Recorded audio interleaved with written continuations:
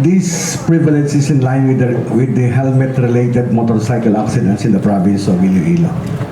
As per recent statistics, there has been a noticeable increase in the number of motorcycle accidents in our province, which is primarily due to non-compliance with the Motorcycle Helmet Act of 2009.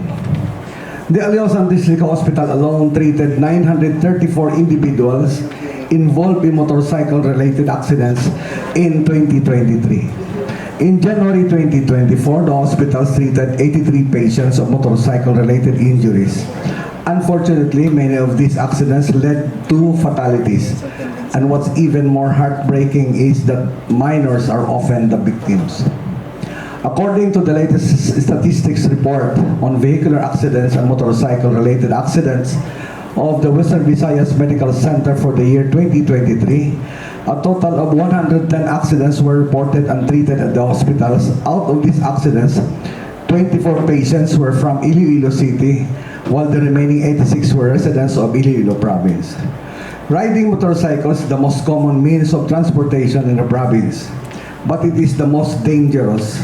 To prevent the loss of life and property, it is crucial to raise awareness about the importance of wearing helmets while riding. This can be achieved by strictly enforcing the existing laws, educating the public on the severe consequences of breaking these rules. Riders need to know that they must wear helmets when riding, not only because it is required by law, but also because it helps protect lives.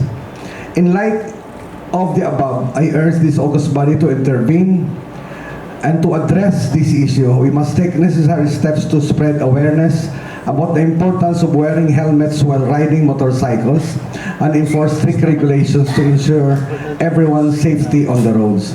Moreover, if possible, I suggest that this august body implement an ordinance aimed at ensuring the safety of the motorcycle riders and passengers while traveling on highways.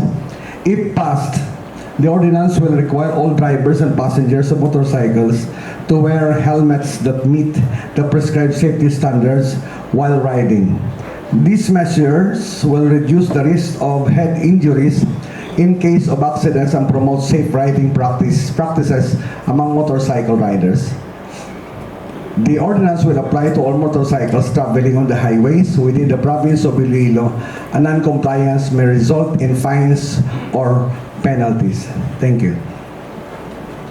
I have here the copy of that was submitted by the Western Visayas Medical Center, the report on the trauma cases, on the accidents, and my action point to be taken is this to refer to the committee concerned. Yes. For us to have this, yeah. Thank you. With the action point request of Board Member Cajilig, may I move that this matter be referred to the Committee on Transportation, Communication, and Public Utilities together with the Committee on Public Order and Security. As lead committee. Jointly, with the Committee on Transport, the lead committee, because this is about traffic rules, regulations, implementation. Is So it alright move. for John? Iatag kay Pan? Lead committee mo. Oo. Okay, so moved and second the motion. Seconded, unanimously seconded. Motion is approved. So thank you.